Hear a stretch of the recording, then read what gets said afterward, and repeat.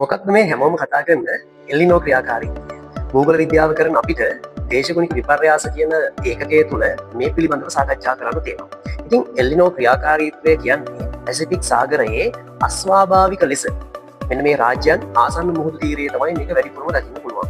පීරු, Chile, ඉක්වදෝරය කියන රාජ්‍යයන් තුන අතර මේ සාගරික කලාපයේ උණුසුම අස්වාභාවික ලෙස ඉහළ යාම තමයි අපි එල්ලිනෝ ක්‍රියාකාරීත්වය කියලා සරලව හඳුනා ගන්නේ. මෙයාගේ තව පැතිකඩක් තියෙනවා. ඒකට අපි කියනවා ලානිනා ක්‍රියාකාරීත්වය කියලා. මේක සාමාන්‍යයෙන් ඇති වෙන්නේ අවුරුද්දේ අග එහෙම නැත්නම් දෙසැම්බර් මාසයේදී තමයි සාමාන්‍යයෙන් ඇති වෙන්නේ. සෑම වසරකමත් නෙවෙයි, වසර 3ක් 5ක් අතර කාලයක් තුල තමයි මේක ගොඩක් වෙලාවට ඇති වෙන්නේ. ඒ නිසා මෙහි අදහස ක්‍රිස්තු දරුවා එහෙම නැත්නම් පිරිමි දරුවා කියන අදහස ඉස්මතු කරන ඉස්පාඤ්ඤ භාෂාවකින් තමයි මෙයාව මේ එල්ලිනෝ කියලා හඳුන්වන්නේ. නැත්නම් මේක සිංහල භාෂාවෙන් අපි එල්ලිනෝ කියනවා නෙවෙයි. ඉතින් මගේ අදහස ඒ පිළිබඳව ඔයාට පැහැදිලි කිරීමක් කරන එක නෙවෙයි.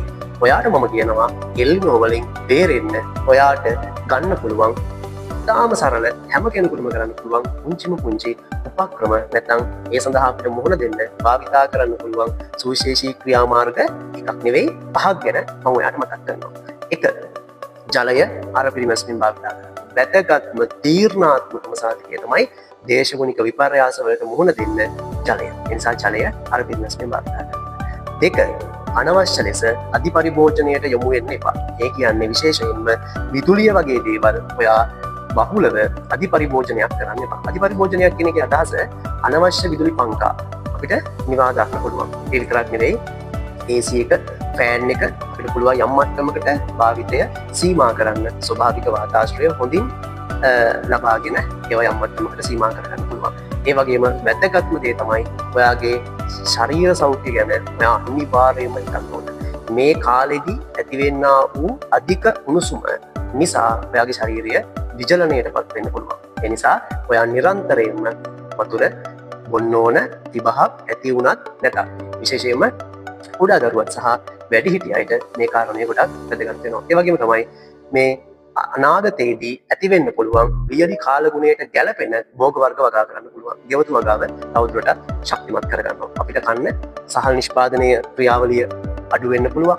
සහල් වල මිල ගණන් වැඩි වෙන්න පුළුවන්. ඒ නිසා අපිට ආහාරයට ප්‍රමාණවත් වෙන තරමින්වත් අපේ ගෙවත්ත තුළ අපිට පුළුවන් අලබදල මජුකා නේද මේ වගේ මොනවම හරි වගාවක් කරන්න අපිට ප්‍රමාණවත් වෙන තරමින්. ඉතින් මෙන්න මේ වගේ කාරණා ඇතුළත්ව අපිට මේ ගෝලීය උණුසුම ආරක්ෂා වෙන්න නැත්නම් මේ එල්ලිනෝ ක්‍රියාකාරීත්වයෙන් ආරක්ෂා වෙන්න සුවිශේෂී ක්‍රියාමාර්ග කීපයක් ගන්න පුළුවන්. ඒ අතර අවසාන වශයෙන් අපිට කියන්න පුළුවන් ඔයා නිරන්තරයෙන්ම කාලගුණික අනාවැකි වලට නම් අනිවාර්යයෙන්ම අවධානයෙන් ඉන්නම ඕන. ඒ නිසා මෙන්න මේ කාරණා පහ තුළින් අපිට මේ අනාගතයේදී ඇතිවෙනවා කියන එල්ලිනෝ සංසිද්ධියෙන් යම් තරමකට හෝ ආරක්ෂා වීමේ හැකියාවක් සහ එයට ශක්තිමත්ව මුහුණ දීමේ හැකියාවක් ඇති කරගන්න පුළුවන්. මොනවද කාරණා පහ කියලා මතක තියෙන නේද? ජලය අර පිළිවෙස්යෙන් භාවිතා කරනවා, විදුලිය අර පිළිවෙස්යෙන් භාවිතා කරනවා, අපේ සෞඛ්‍ය ගැන අපි නිරන්තරයෙන්ම හිතනවා, ඒ වගේම ගෙවතු වගාව හොඳට කරගෙන යනවා, යමතරව නිරන්තරයෙන්ම කාලගුණික අනාවැකි වලට හොඳින් සවන් දීලා ඊට අනුගත වෙනවා. එහෙනම් මෙන්න මේ ක්‍රියාමාර්ග හරියාකාරව කරගෙන අපිත් අනාගතයේදී ඇති වෙන මේ එල්ලිනෝ තත්ත්වයට ශක්තිමත්ව මුහුණ දෙමු. ඉතින් තව කෙනෙකුටත් මේ පණිවිඩයෙන් ගත යුත්තක් තිබේ නම් ඔයාගේ යහළුවන් අතර මේ පණිවිඩය ෂෙයා කරන්න. අපි මේ වගේ කාලීන වැදගත්කමක් සහිත තවත් වීඩියෝ එකකින් මුණ ගැහිීමේ බලාපොරොත්තු වෙමින් අදට නතර වෙනවා. හැමෝටම සුබ දවසක්. හැමෝම පරිස්සමෙන් ඉන්න. අපි එනම් ජය වේවා.